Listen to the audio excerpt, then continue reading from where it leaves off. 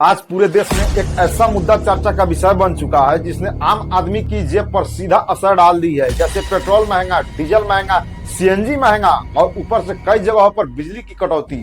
आम जनता परेशान है, किसान परेशान है, ऑटो चालक परेशान है और सबसे ज्यादा दबाव मध्यम वर्ग पर दिखाई दे रहा है।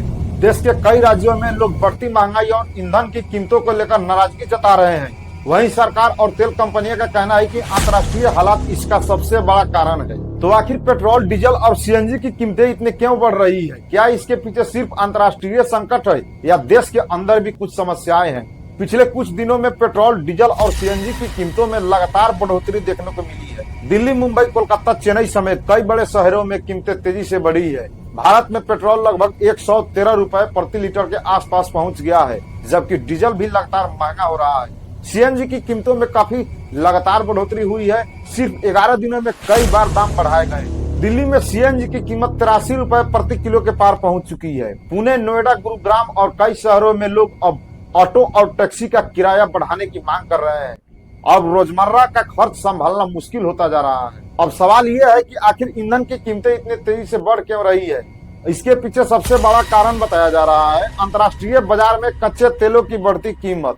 मध्य पूर्व में बढ़ते तनाव और ईरान से जुड़े संघर्षों के वजह से वैश्विक तेल बाजार प्रभावित हुआ है। स्ट्रेट ऑफ हार्मुज जैसे महत्वपूर्ण समुद्री रास्तों को लेकर चिंता बढ़ी है, जिससे तेल सप्लाई पर सबसे बड़ा असर पड़ रहा है। भारत अपनी जरूरत का बड़ा हिस्सा विदेशों से आयात करता है। ऐसे में अंतर्राष्ट्रीय कीमत बढ़ते ही उसका असर सीधे भारत पर पड़ता है। ईंधन महंगा होने का असर सिर्फ गाड़ी चलाने तक सीमित नहीं रहता है। जब पेट्रोल और डीजल महंगा होते हैं तो ट्रांसपोर्ट महंगा हो जाता है।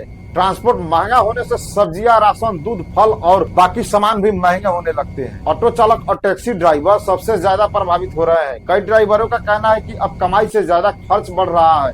मध्यम वर्ग का बजट बिगड़ रहा है। छोटे व्यापारियों को भी माल ढुलाई में ज्यादा पैसा देना पड़ रहा है।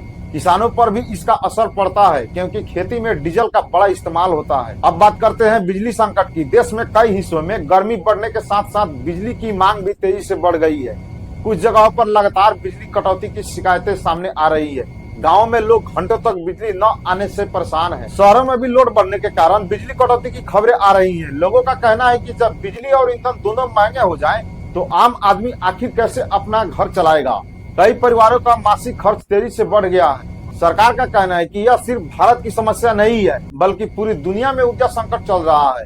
कुछ नेता कह रहे हैं कि सरकार को टैक्स कम करना चाहिए, तो कुछ लोग तेल कंपनियों के मुनाफे पर सवाल उठा रहे हैं। अगर अंतर्राष्ट्रीय तनाव और बढ़ता है तो आने वाले समय में कीमतें और बढ़ सकती है। अगर कच्चे तेल की सप्लाई प्रभावित होती है तो पेट्रोल और डीजल के दाम पर सीधा असर पड़ेगा। हालांकि सरकार का कहना है कि देश में ईंधन पर्याप्त उपलब्धता मात्रा में है और घबराने की कोई जरूरत नहीं है, लेकिन जनता अब राहत चाहती है। आज देश में पेट्रोल, डीजल और सीएनजी की बढ़ती कीमतें आम जनता के लिए बड़ी चिंता बन चुकी है। ऊपर से बिजली कटौती ने लोगों की परेशानियों को और बढ़ा दिया है। एक तरफ सरकार वैश्विक संकट की बात करती है, दूसरी तरफ जनता राहत की मांग कर रही है। अब यह देखना होगा कि आने वाले दिनों में सरकार क्या कदम उठाती है। क्या टैक्स कम होंगे, क्या कीमतों पर नियंत्रण होगा, या जनता को अभी और महंगाई झेलनी पड़ेगी। ईंधन की बढ़ती कीमतों के लिए अंतर्राष्ट्रीय हालात जिम्मेदार है या सरकार को और बेहतर कदम उठाने चाहिए।